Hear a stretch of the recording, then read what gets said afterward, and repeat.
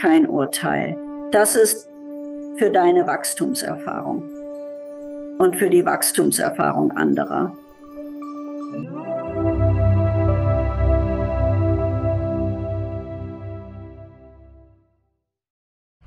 Ich möchte Karen Thomas in der Show begrüßen. Wie geht's, Karen? Mir geht's gut. Und dir? Mir geht es gut, meine Liebe.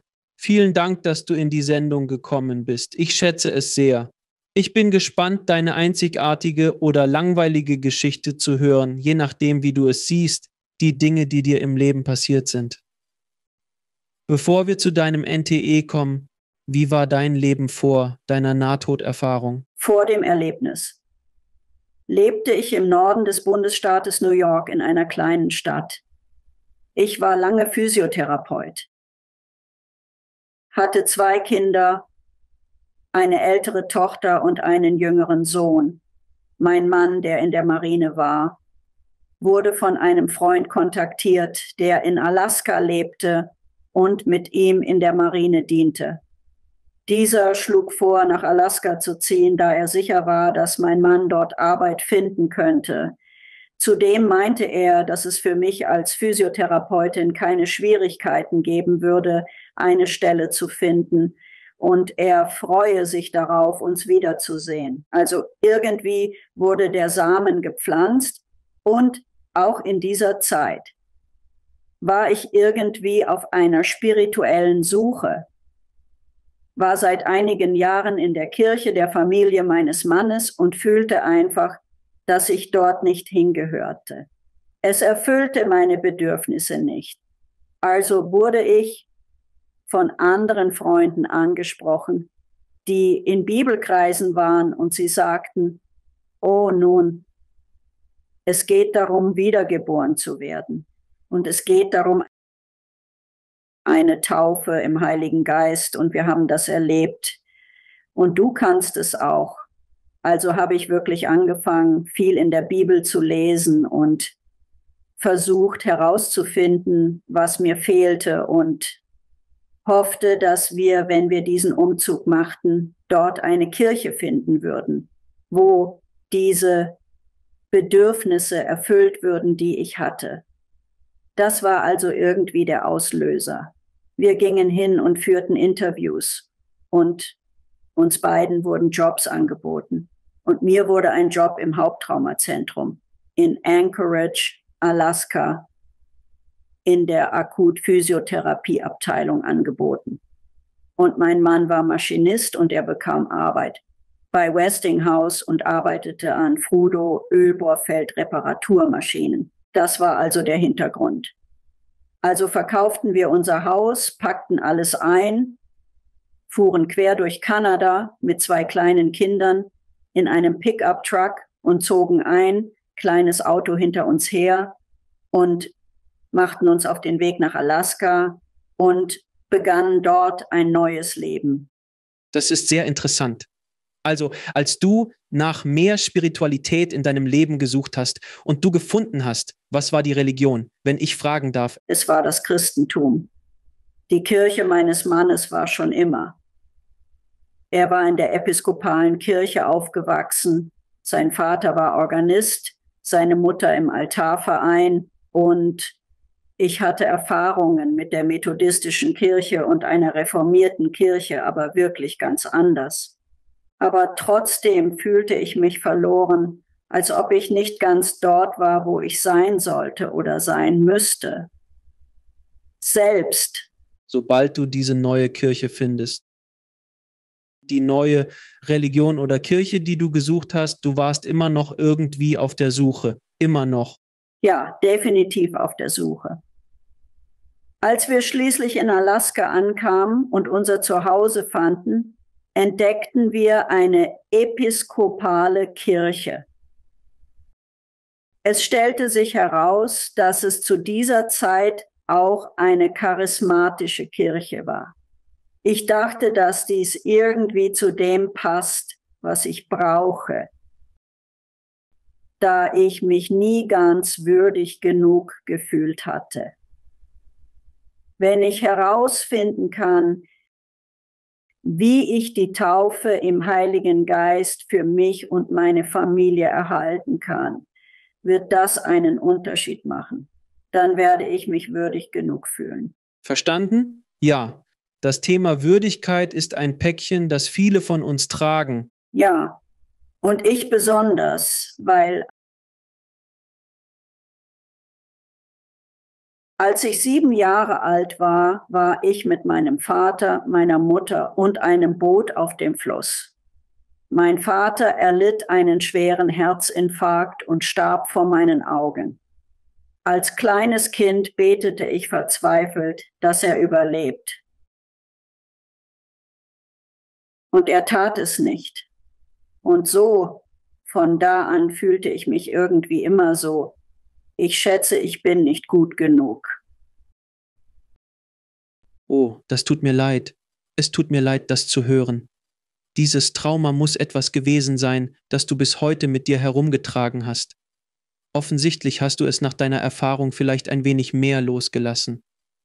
Aber es bleibt bei dir. Ja, ohne Frage.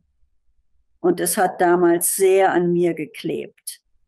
Und ich hatte diese gemischten Gefühle, weil ich dachte, oh, wenn ich eine Chance haben will, in den Himmel zu kommen, muss ich das durchmachen. Diese Erfahrung, eine Taufe im Heiligen Geist zu haben. Und meine Kinder müssen es auch und mein Mann muss es auch. Dann machte ich mir Sorgen. Mein Vater, der vor langer Zeit starb, mein Bruder, der bei einem Autounfall ums Leben kam und andere Familienmitglieder. Ich dachte, sie hatten so etwas nicht.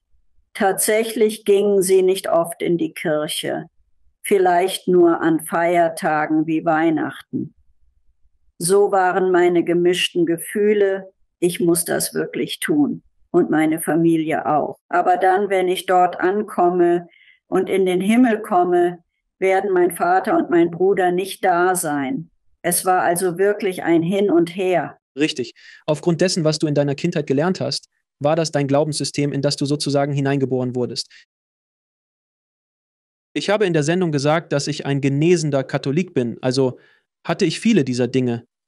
Oh, ich verstehe das vollkommen. Ich verstehe das Gefühl der Unwürdigkeit. Ich verstehe das Konzept von Himmel und Hölle, all diese Dinge.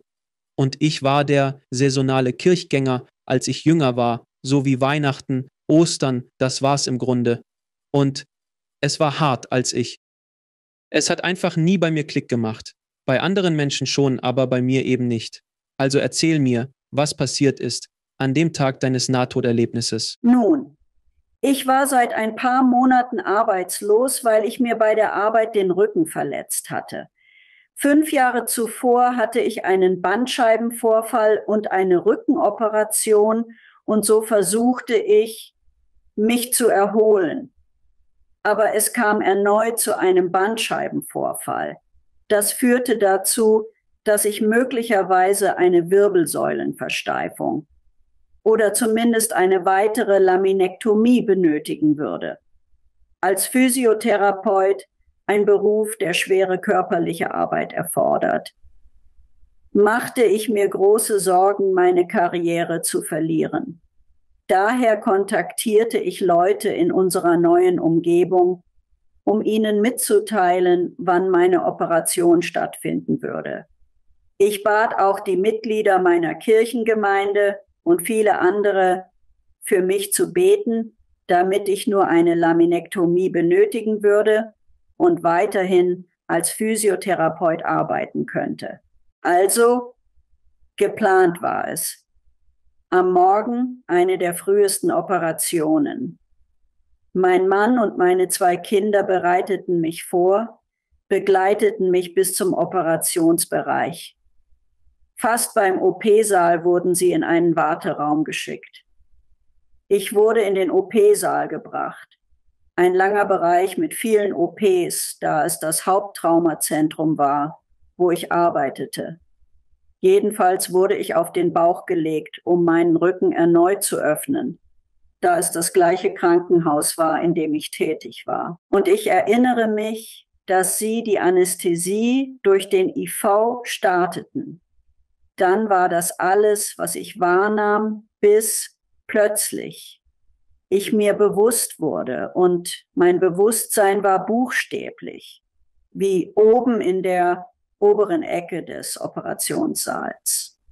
Es gab ein großes Durcheinander. Der Chirurg fluchte eine Krankenschwester an und forderte Blutbeutel und den Anästhesisten. Es herrschte Chaos. Meine Aufmerksamkeit wurde erneut auf meinen Körper gelenkt, den sie von Bauch auf Rückenlage drehten. Plötzlich erkannte ich, dass ich es war, dieses weißgesichtige Ding, das hier oben war. Mein Bewusstsein sagte mir, dass ich tot sein musste. Ich muss zu meinem Mann und meinen Kindern. Ich muss ihnen irgendwie mitteilen, dass ich immer noch ich bin. Ich verstehe das alles nicht, aber ich muss sie finden. Also, sobald ich das dachte, ging mein Bewusstsein buchstäblich durch die Wand des OPs und zurück in den Flur, den ich heruntergekommen war. Dann ging ich einfach diesen Flur entlang, an den anderen OP-Räumen vorbei, durch doppelte Türen, die ich passierte. Danach befand ich mich erneut im Flurbereich in der Nähe des Warteraums, in den mein Mann und meine Kinder geschickt worden waren. Also setzte ich meinen Weg in ihre Richtung fort, um zu ihnen zu gelangen. Genau in diesem Moment hörte ich eine Stimme, telepathisch sprach und sagte, achte auf diesen Mann. Und ich bemerkte, dass ein Mann in die Richtung eilte, aus der ich gerade gekommen war. Und sobald diese Stimme das sagte, konnte ich mich auf diesen Kerl fokussieren. Und so konnte ich seine Augenfarbe und seine Kleidung sehen und buchstäblich auch seine Gedanken hören. Und er dachte, ich muss schnell da rein. Und während er das dachte, hörte ich die Gedanken eines anderen Mannes, der näher bei diesen Doppeltüren war. Und seine Gedanken waren, was denkt der Typ, was er da macht? Er kann da nicht rein. Er ist kein Arzt. Er war nur in normaler Kleidung. Ich hörte diese Gedanken nebenbei und richtete meine Aufmerksamkeit rechtzeitig in diese Richtung, um zu sehen, wie der Typ, auf den ich achten sollte, anhielt. Dann öffneten sich die Doppeltüren. Er ging hindurch in den OP-Bereich und als er das tat, versuchte ich wieder an den Warteraum zu denken. Aber ich war nicht mehr in der Lage, mich in irgendeine Richtung zu bewegen. Ich fühlte mich, als würde ich gezogen. Vielleicht wie ein Traktorstrahl. Wie in Star Wars, wörtlich. Als würde ich nach oben gezogen und ich ging durch die Decke dieses Flurs und weiter durch eine weitere Etage und noch eine. Endete schließlich auf dem Dach des Krankenhauses, komplett, oben. Das Krankenhaus liegt in der Nähe der Tugakberge und fast auf der Höhe, wo kleine Flugzeuge die ganze Zeit flogen. Und da begann ich zu denken, wow, ich spüre keinen Temperaturunterschied hier draußen. Ich fühle keinen Wind oder irgendetwas. Dann wurde ich horizontal gezogen über die ganze Stadt Anchorage. Sie liegt am Wasser. Genau dort, wo ich ins Wasser gegangen wäre, erschien eine große, dunkle, abgerundete, fast wie eine Höhle, Öffnung vor mir. Und ich wurde hineingesogen. Und als ich in diesem dunklen, tunnelartigen Ding war, begann ich noch schneller zu werden. Sehr schnell, aber wieder ohne jegliche Empfindung von Luft oder irgendetwas um mich herum. Und während ich dort war, bemerkte ich in weiter Ferne einen winzig kleinen Lichtpunkt. Und während ich gezogen wurde, wurde das Licht größer. Und es wurde größer, je näher ich ihm kam. Und dann brach ich einfach in dieses volle, helle Licht. Und als ich das tat, wurde ich einfach erfüllt von diesem enormen Gefühl des Friedens und der Liebe, so viel Liebe und einfach Geborgenheit und so viele Worte, dass man es wirklich nicht in Worte fassen kann, aber einfach enorme, umhüllende Liebe. Und als ich das tat, dachte ich, wo bin ich?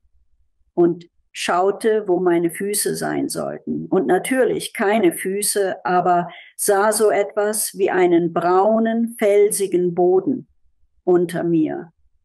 Und die ganze Landschaft sah sehr trocken aus. Und mein erster Gedanke war, nun, das ist nicht, wie ich mir den Himmel vorgestellt hätte. Und dann hörte ich wieder die telepathische Stimme und sie sagte, folge mir. Es kam von links. Als ich nach links schaute, sah ich einen Mann, der einen Hang hinaufkletterte. Während er den Hang hinaufging und ich die Stimme hörte, war ich sofort nur wenige Fuß hinter ihm und stieg ebenfalls hinauf. Ich sah auf seinen Rücken. Das war alles, was ich sehen konnte. Sein Haar war fast schwarz, nach hinten gezogen und mit einem Stück Leder gebunden. Und seine Kleidung war einfach so, eine bis zur Mitte des Oberschenkels reichende, sehr schlichte, cremefarbene Leinenart. Ein weiteres Band um seine Taille. An seinen Füßen trug er Sandalen, bei denen die Bänder sich über seine Waden kreuzten und direkt unterhalb des Knies gebunden waren. Mein erster Gedanke war wieder, naja, das ist nicht Jesus. Ich weiß nicht, wer es ist, aber ich bin mir ziemlich sicher, dass das nicht Jesus sein kann. Aber ich folgte ihm und fühlte von ihm ein Gefühl, als ob er mich kannte. Ich sollte ihn kennen. Sehr bequem, sehr einladend. Also hatte ich überhaupt keine Angst. Ich war nur unsicher, weil ich nicht das sah, was ich erwartet hatte, wenn ich tot wäre. Und als wir über den Hang kamen, veränderte sich die gesamte Landschaft und es wurde sehr üppig und grün. Alles war sehr grün und Blumen, die dieses ganze Feld studierten. Und dann in der Ferne Bäume, wunderschöne Bäume. Und als ich alles betrachtete, wurde mir klar, dass das Licht, in das ich hineingeplatzt war, nicht nur dort war, wo ich hineingeplatzt war. Es war buchstäblich in allem, was ich ansah und strahlte heraus. Da waren wunderschöne Blumen, die dieses Licht ausstrahlten und die Bäume und die Blätter. Ich war irgendwie fasziniert. Und der Typ, ich fing an, ihn meinen Führer zu nennen, war vorausgegangen und seine telepathische Stimme sagte wieder, folge mir. Und so war ich sofort wieder hinter ihm. An diesem Punkt stand er am Ufer eines Flusses und der Fluss glänzte wie ein wunderschöner Diamant. Wieder dachte ich an einen Bibelvers, lebendiges Wasser. Dann sah ich auf der anderen Flussseite meinen Vater, meinen Bruder, Tanten, Onkel und andere Verwandte, die verstorben waren. Unter ihnen erkannte ich 4 Personen, die ich nicht kannte. Aber ich wusste, dass es meine 4 Großeltern waren, die vor meiner Geburt verstorben waren. Und alle hießen mich herzlich willkommen und sagten, oh wow, sie ist hier. Ist das nicht wunderbar? Sie ist hier. Ich wollte so sehr dorthin gehen. Doch mein Führer, der mich überall hinführte, sagte, du musst zuerst woanders hin. Du musst mit mir gehen. So folgte ich ihm erneut, während er am Ufer des Flusses entlang ging und sich dann schlängelte. Und als es sich windete, öffnete es zu einem riesigen Bereich, in dessen Mitte dieses wunderschöne Gebäude stand, wie ein perlmuttweißes Leuchten. Es leuchtete wie alles andere. Und dann sah ich andere. Individuen, Menschen, die ich als spirituelle Menschen bezeichnete. Sie befanden sich außerhalb des Gebäudes, kamen die Treppe hinunter. Es gab riesige Treppen, die ganz nach oben führten. Es erinnerte mich an Römisch oder Griechisch mit riesigen weißen Säulen vorne und einer großen, enormen Tür. Mein Führer war bereits zur Tür gegangen und ich folgte ihm. Als er sich näherte und die Türen sich öffneten, betraten wir einen völlig riesigen, langen Raum, der Tische in der Mitte hatte. Auf beiden Seiten, soweit das Auge reichte, waren all diese Regale mit Büchern und alten Schriftrollen und wie eine enorme Bibliothek. Der einzige Kommentar, den mein Führer machte, als wir hineingingen und an den Tischen vorbeigingen, war: Hier wird das Buch des Lebens aufbewahrt. Aber dort bleiben wir nicht. Wir gehen an einen anderen Ort. Wir gingen weiter durch und in einen Flur und dann in einen anderen kleinen Raum. Und als wir in diesem kleineren Raum waren, waren da all diese anderen spirituellen Wesen um ihn herum, um das, was wie ein Konferenztisch oder so etwas aussah, als ob sie auf uns gewartet hätten. Und als wir dort waren, er sagte, wir werden dein Leben bis zu diesem Punkt überprüfen. Und also die Mitte des Konferenztischbereichs sah fast so aus, als wäre sie klar, wie man es bei einem Glasbodenboot denken würde. Aber als er das sagte, verwandelte es sich in wie ein Hologramm und begann alles zu zeigen, was in meinem Leben passiert war. Ich erlebte, wie ich all diese verschiedenen Ereignisse in meinem Leben durchmachte, mit anderen interagierte, mit denen ich interagierte und auch in der Lage war, sie zu sein oder das Gefühl zu haben, sie zu sein. Die Hauptsachen, die mir gezeigt wurden, waren Dinge, bei denen ich entweder jemanden verletzt hatte durch meine Handlungen oder Worte oder jemandem geholfen hatte. Beide Arten von Ereignissen wurden mir gezeigt und ich konnte wirklich fühlen, den Schmerz, den jemand anderes erlebt hatte oder das Gute, das sie aus unserer Interaktion mitgenommen hatten und das sich auf alle Menschen ausbreitete, mit denen sie dann interagierten.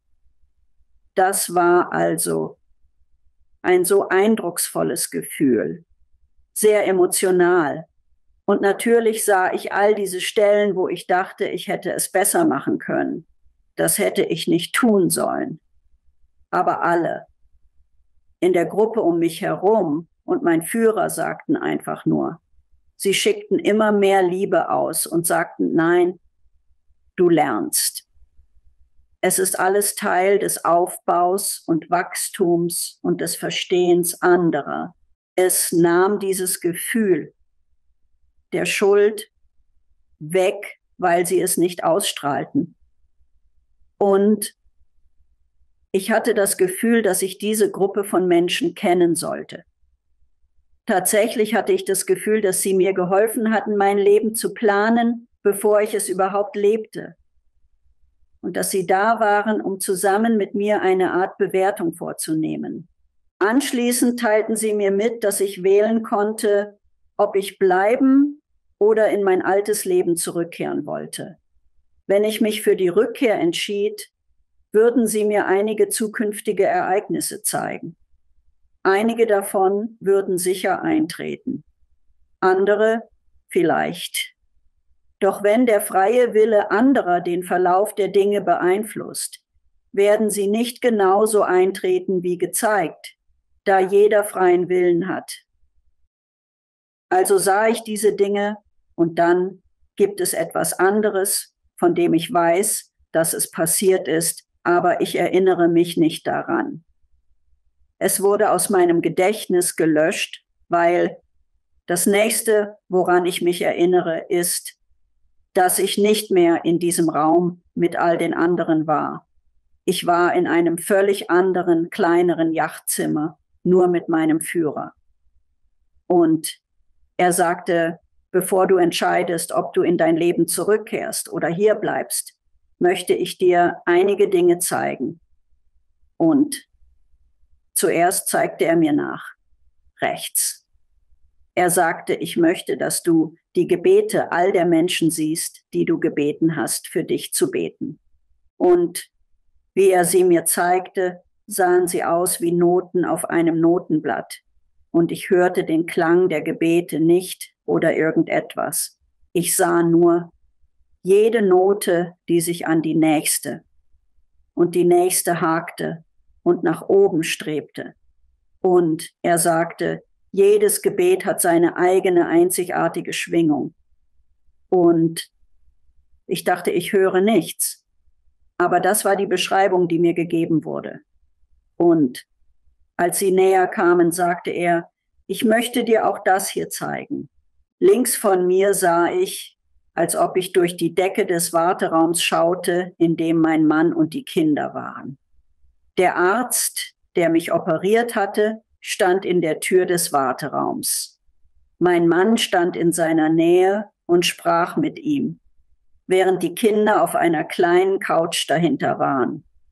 Und ich beobachtete, wie es geschah. Ich konnte meine Tochter beten hören, dass ich leben würde, weil als sie den Arzt sah, dachte sie das.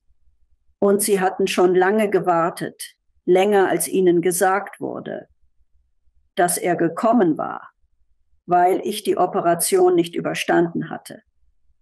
Also, als dieses Gebet, ihr Gebet, zu den anderen Gebeten hinzukam, fühlte ich plötzlich all meine Emotionen zurückkehren. Das Menschsein, das Karensein, das Mutter- und Ehefrau sein und all das. Und ich sagte, oh, ich muss zurück. Ich muss zurück. Ich kann meine Kinder nicht ohne einen wissen, wie es ist, ohne Elternteil aufzuwachsen. Also traf ich die Entscheidung. Und mein Führer sagte zu mir, solange du zurückgehst, wirst du den Beweis haben, dass alles wirklich passiert ist. Aber du wirst dich nicht an die Dinge erinnern können, die wir dir über deine Zukunft gezeigt haben. Denn wenn du das tätest, würdest du nicht mehr aus freiem Willen handeln. Du würdest nach dem handeln, was als nächstes passieren soll. Das ist, was mir gezeigt wurde. Also wirst du dich nicht erinnern, aber den Beweis haben. Das nächste, woran ich mich erinnere, ist, dass ich in einem Aufwachraum aufwachte mit meinem Mann und meinen Kindern an meiner Seite. Und sofort war ich erfüllt mit diesem riesigen Frieden und der Liebe, die ich die ganze Zeit spürte, während ich das erlebte. Und sofortige Erinnerung an alles, was passiert war. Und gleichzeitig mein körperliches Bewusstsein versuchte zu verstehen, was mit mir passiert war.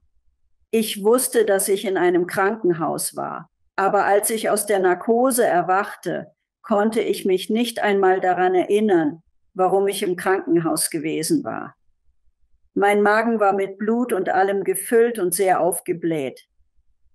Ich schaute nach unten und dachte, und ich fragte mich, habe ich gerade ein Baby bekommen? So durcheinander war mein Bewusstsein. Aber gleichzeitig wusste ich genau, dass ich dieses Erlebnis gehabt hatte. Innerhalb weniger Tage im Krankenhaus, während ich 12 Tage dort war. Tatsächlich. Aber ich erfuhr, dass der Mann, auf den ich achten sollte, hatte das Recht, in den Operationssaal zu gehen. Tatsächlich war er ein Chirurg, der gerufen wurde, um mein Leben zu retten.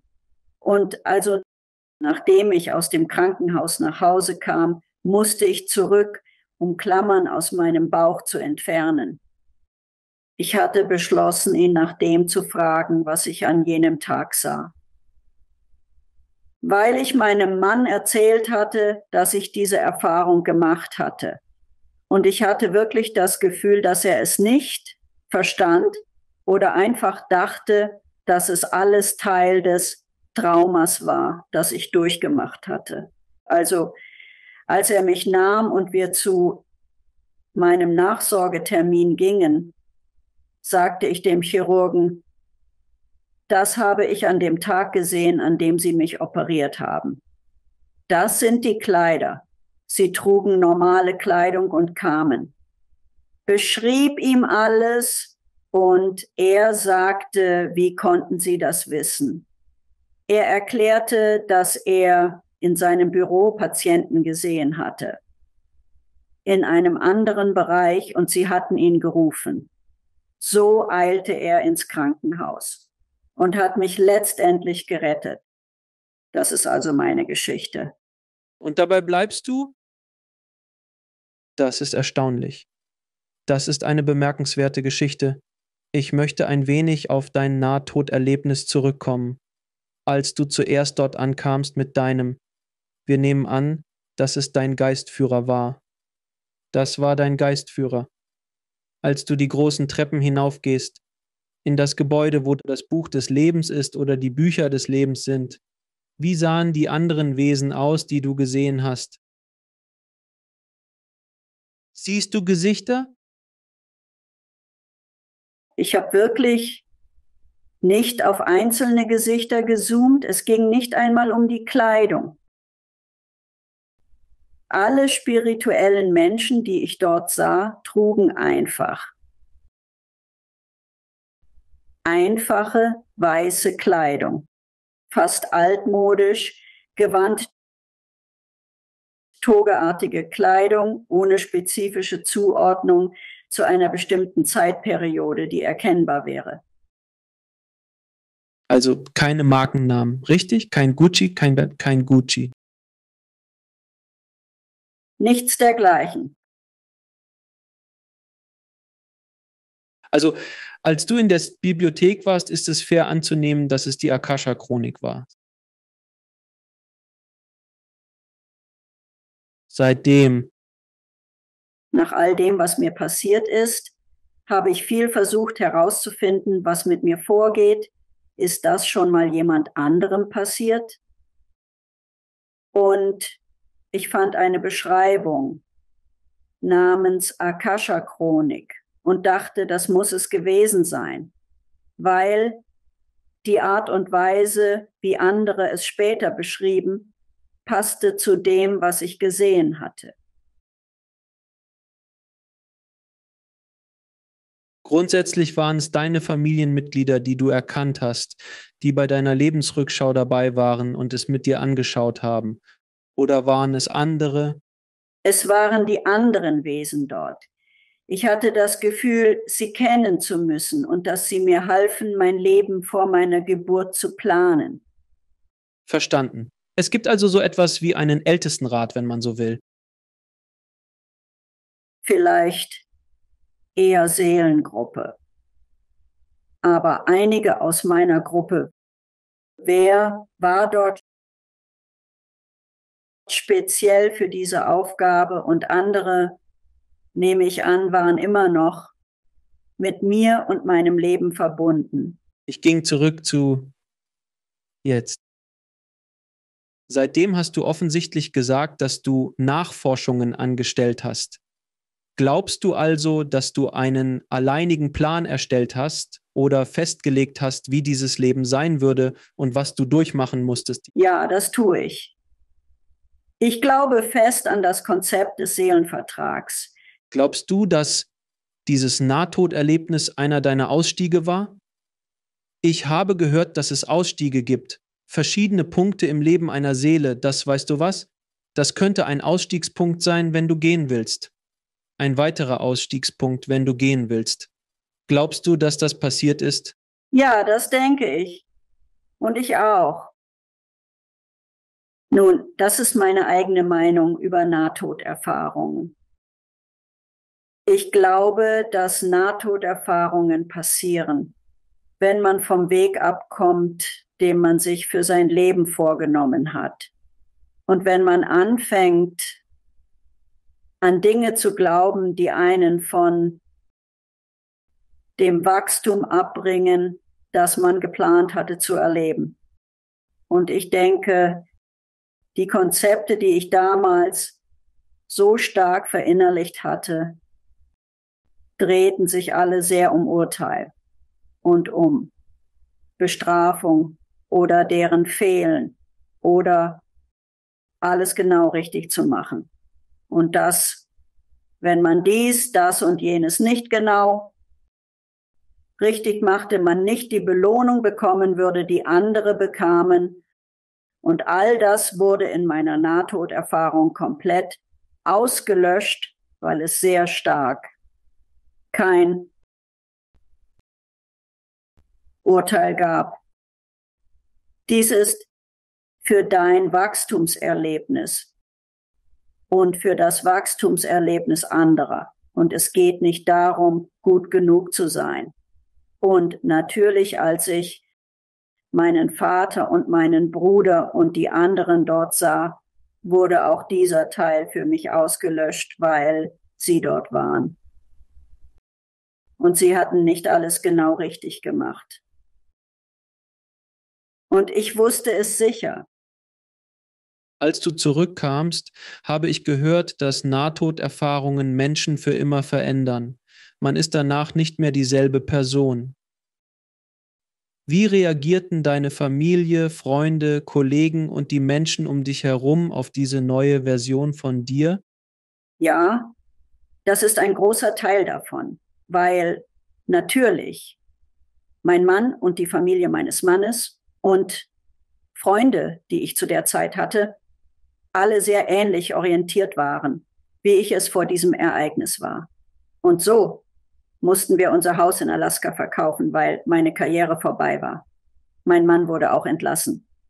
Wir hatten kein Geld, um dort zu bleiben. Wir mussten zurück und vorübergehend bei meinen Schwiegereltern wohnen und wieder in die Kirche gehen, mit der ich mich vorher unwohl gefühlt hatte. Und ich begann zu versuchen, den Menschen zu erzählen, was ich erlebt hatte. Und es wurde einfach nicht gut aufgenommen, so könnte man sagen. Wie Sie sich vorstellen können, in meinem Reinraum, in diesen Räumen, wenn Sie so wollen. Es war wirklich schwierig. Und ich war so ganz anders. Ich war durchgegangen, die wiedergeborene christliche Ehefrau, von du unterwirfst dich dem Ehemann. Alles wird in dieser Reihenfolge erledigt. Du ziehst es durch. Und ich kam einfach mit vielen verschiedenen Konzepte und Gefühle darüber. Und es gab viele Schwierigkeiten. Ich kam an einen Punkt, an dem ich nicht einmal mehr in die Kirche ging, weil ich so vertieft war, so viel mehr darüber zu lernen, was passiert war und wie ich es in mein Leben integrieren konnte. Und das war schwierig. Und die Beziehung zwischen meinem Mann und mir wurde sehr angespannt. Und wir hatten buchstäblich eine Trennung, die etwa 6 Monate dauerte. Aber wir haben durch Beratung daran gearbeitet. Wir haben daran gearbeitet. Sie ist viel anders. Aber wie er sagte, dafür habe ich nicht unterschrieben. Das ist nicht die Karen, die ich in mein Leben geholt habe. Das ist eine andere Karen. Aber grundsätzlich sind Beziehungen so. Wenn man lange verheiratet ist, ist die Person, die man trifft, nicht die Person, mit der man in vielerlei Hinsicht sterben wird. Und während sich beide im Laufe ihres Lebens hoffentlich verändern, müssen die sich ändernden Versionen kompatibel sein, weil ich bin schon eine Weile verheiratet, nicht so lange wie du, aber ich habe einiges erlebt. Ich verstehe, dass wir unterschiedliche Menschen sind und hoffe, dass wir trotz unserer Entwicklung kompatibel bleiben und gemeinsam vorankommen. Das hier ist extrem. Du bist gestorben und zurückgekommen. Deine Glaubenssysteme haben sich verändert. Wenn deine Überzeugungen sich ändern, wird es schwierig, in einer Beziehung zu bleiben, wenn die Kernüberzeugungen nicht übereinstimmen. Es geht nicht darum, dass du Star Wars magst und ich nicht, oder dass ich Kaffee mag und du Tee. Es ist ein völlig anderes Glaubenssystem. Ich kann mir also nur vorstellen, was du durchgemacht hast. Ja, also es war hart, aber wir haben daran gearbeitet und festgestellt, dass unsere innersten Wesen kompatibel waren, dass wir einander liebten. Als wir uns trennten, sagte er zu mir, wir können alles durchstehen, solange wir einander lieben und daran arbeiten. Ich fragte ihn, ob er mich liebt, und er antwortete unsicher. Das war ein harter Schlag. That's a gut punch. That's a gut punch. Aber nach dieser Zeit und nach der Arbeit war es, ja, ich liebe dich wirklich. Und du und unsere Familie sind wichtiger als die Tatsache, dass du jetzt so anders bist als früher. Nun, lass mich dich das aus deiner Perspektive fragen, weil ich das oft gefragt werde. Die Leute fragen mich das ständig. Warum müssen wir durch Härten gehen? Warum müssen wir durch Schmerz gehen? Warum müssen wir durch Herausforderungen und schreckliche Dinge und Traumata gehen, die wir im Leben durchmachen könnten, sei es körperlich, geistig? All diese Arten von Dingen, emotionale Traumata, warum müssen wir das durchmachen? Und warum würden wir uns für Schmerz und Leid anmelden? Das ist aus dieser Perspektive schwer zu schlucken. Aber ich nehme an, aus deiner Perspektive von der anderen Seite ergibt es Sinn. Kannst du es erklären? Ja, ich denke, das große Problem, das es so schwierig macht, ist, dass wir das Gefühl haben, wir haben nur ein Leben. Das ist es. Und wir wollen, dass es so positiv und angenehm und dass alles so gut läuft, wie es nur geht. Aber in Wirklichkeit ist es nur ein Wimpernschlag in der Ewigkeit. Und das ist schwer zu begreifen, denn wenn man großen Schmerz und Leid erfährt, fühlt es sich an, als wäre es alles und würde nie enden. Doch was ich gelernt habe, ist, dass man nicht wächst, wenn man immer perfekt glücklich ist. 100% der Zeit. Die größten Wachstumsphasen im Leben treten auf, wenn man kämpfen muss.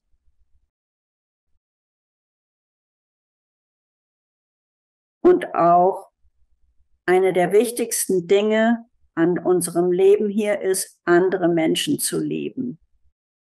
Und haben echtes, wahres Mitgefühl für sie. Und wenn man nur eine heile, glatte Fahrt erlebt hat, ist es sehr schwierig, Mitgefühl für jemanden zu empfinden, der eine schwere Zeit durchmacht, geschweige denn für ihn da zu sein, ihm zu helfen und ihn durchzubringen und dabei selbst zu wachsen. Ich stimme dir zu 110% zu. Ich weiß, dass ich heute der bin, der ich bin wegen meiner Kämpfe.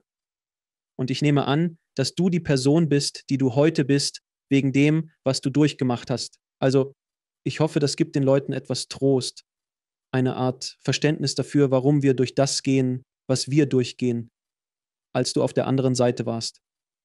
Fühlte es sich anders an, was die Realität betrifft, da dies eine so dichte physische Ebene ist, die andere Seite nicht. Fühlte es sich realer an? Fühlte es sich weniger real an? War es, als ob du dort einen 4K HD-Fernseher gesehen hast, während wir hier auf einem Standardröhrenfernseher sind? Wie würde es sich anfühlen? Wie sah es aus? Es fühlte sich viel realer an, weil Ich weiß gar nicht, wie ich es in Worte fassen soll, aber die Tiefe der Liebe und des Friedens und die Gnade, wunderschöne Gefühle, die du hast, erlauben dir so viel Wertschätzung und Freude zu empfinden. Der Freudeaspekt des Daseins ist etwas, das viele Leute auch nicht erwähnen. Es ist so schön und so real und so sehr wahr und wichtig. Und ich denke, oft in diesem Leben rauschen wir durch Tage und Wochen und manchmal Monate. Und wir fühlen uns wirklich, als ob wir nur die Dinge mechanisch abarbeiten. Und es scheint einfach nicht wirklich greifbare Dinge zu geben, an die man sich manchmal klammern kann. Und man fragt sich, wo ist die Zeit geblieben? Es ist einfach nicht die gleiche Tiefe der Realität, die dort ist. Aber wir stehen ständig vor Dingen, die uns helfen, uns herausfordern zu wachsen und mehr zu verstehen. Und wie ich sagte, hauptsächlich Liebe und Mitgefühl. Darum geht es wirklich. Und was war die wichtigste Erkenntnis aus Ihrer Nahtoderfahrung?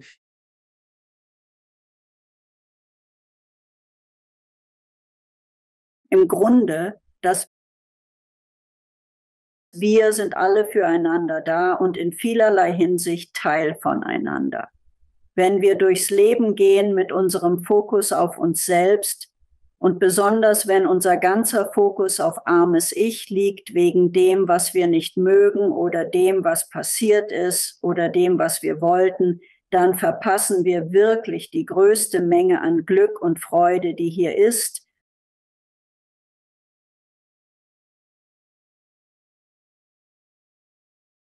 Um von uns erlebt zu werden, wenn wir uns nach außen wenden und lernen,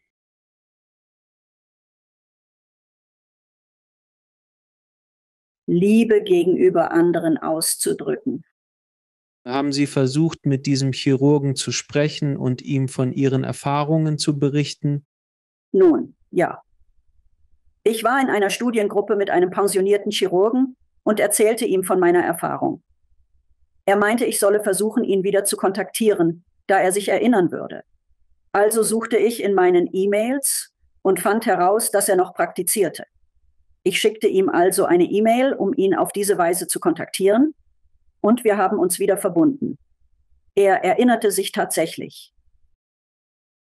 Tatsächlich hatte er anderen Chirurgen beigebracht, wie er mein Leben gerettet hatte, damit sie anderen helfen konnten. Er erwähnte, dass im Laufe der Jahre auch andere Patienten Nahtoderfahrungen teilten. Es war schön, wieder mit ihm in Kontakt zu treten. Und meditierst du? Ja, das war eine der großen Dinge, die ich im Laufe der Jahre gelernt habe.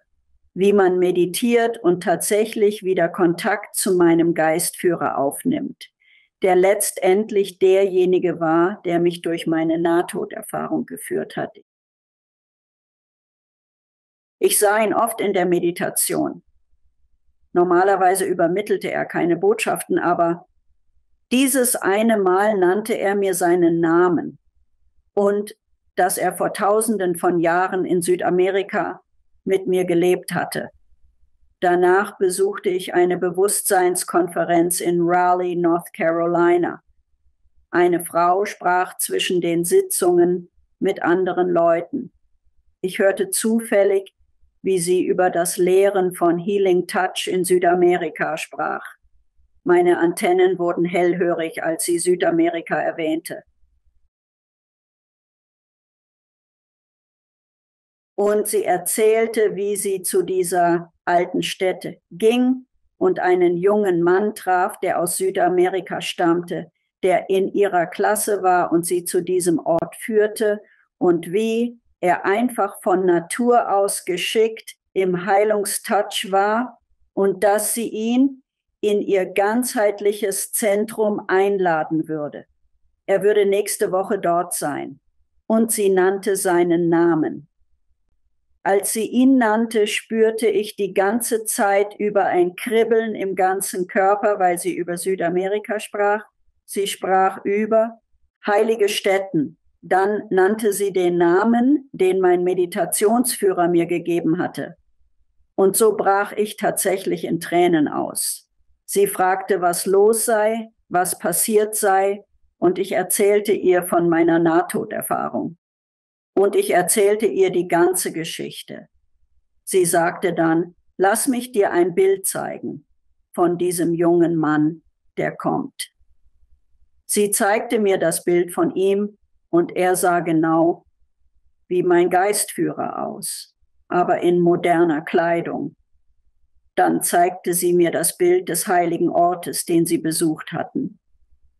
Er heißt Karal Supe und es sah genauso aus wie der helle Bereich, in den ich platzte, als ich während meiner Nahtoderfahrung aus dem Tunnel kam, bis hin zum trockenen, dürren Boden und felsig und ansteigend.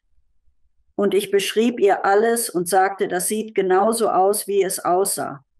Und ich sagte, nur in meiner Erfahrung, als wir über den Hang kamen, war alles üppig und grün und alles. Und sie sagte, genau so ist es. Es ist direkt am Meer. Und weil es tiefer liegt, ist es dort trockener, aber sonst üppig und grün.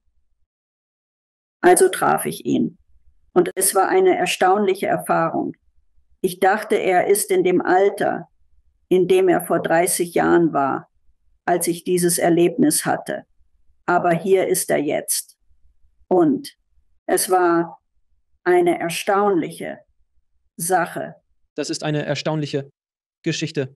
Danke fürs Teilen. Nun, Karen, ich werde dir ein paar Fragen stellen, die ich all meinen Gästen stelle. Was ist deine Definition eines guten Lebens? Meine Definition eines guten Lebens ist,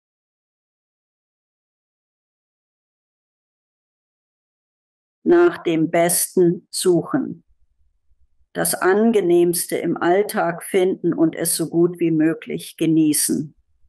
Und auch immer danach suchen, wie man das Leben und den Tag eines anderen ein bisschen besser machen kann. Und es muss nichts Großes sein. Es muss kein Weltrettungsprojekt sein. Es geht darum, wer dir begegnet, wem du vorgestellt und ausgesetzt wirst und wie du mit ihnen interagierst, um ihnen Freundlichkeit und Liebe zu zeigen. Ich finde es einfach, jemandem auf der Straße einen Dollar zu geben. Ja, etwas ist etwas. Ein Dollar mag für dich irrelevant sein, aber für sie könnte es eine Mahlzeit bedeuten. Und es ist etwas, das, du hast absolut recht, absolut recht. Wie definierst du Gott?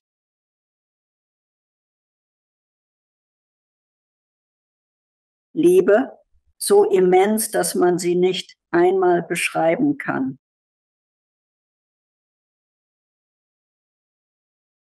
Mir fällt kein besseres Wort oder keine bessere Beschreibung ein. Mach weiter. Nun, als ich darüber sprach, deinen Tag zu durchleben und so, wenn es eine Sache gibt, die ich in all der Zeit seit meinem Nahtoderlebnis gelernt habe, dann ist es das. Menschen werden dir durch deine alltäglichen Erlebnisse begegnen und sie sind aus einem bestimmten Grund da. Du kennst den Grund wahrscheinlich nicht, aber solange deine Absicht immer diese Freundlichkeit ist, diese Fähigkeit, etwas zu geben, dann wirst du wirklich etwas sehr Wichtiges erreichen. Und das habe ich in meiner Lebensrückschau gesehen, als ich die Welleneffekte sah, wie das von diesen Menschen zu anderen Menschen und zu noch mehr Menschen weiterging. Ich stimme dir vollkommen zu, mein Lieber. Was ist der Sinn des Lebens?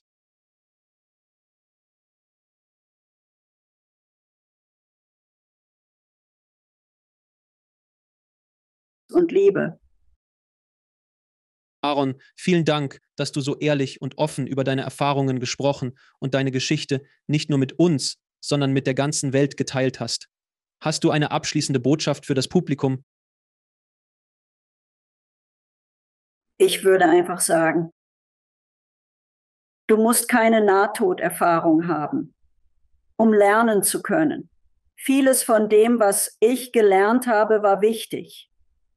Dass ich lernen musste, war wichtig, bevor ich in mein Leben zurückkam. Und du kannst dieselben Dinge selbst lernen.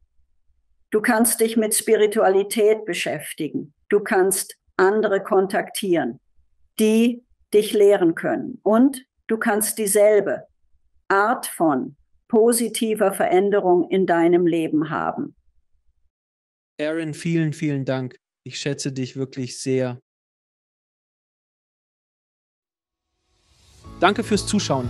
Klicken Sie unten auf ein Video, um fortzufahren, und vergessen Sie nicht zu abonnieren.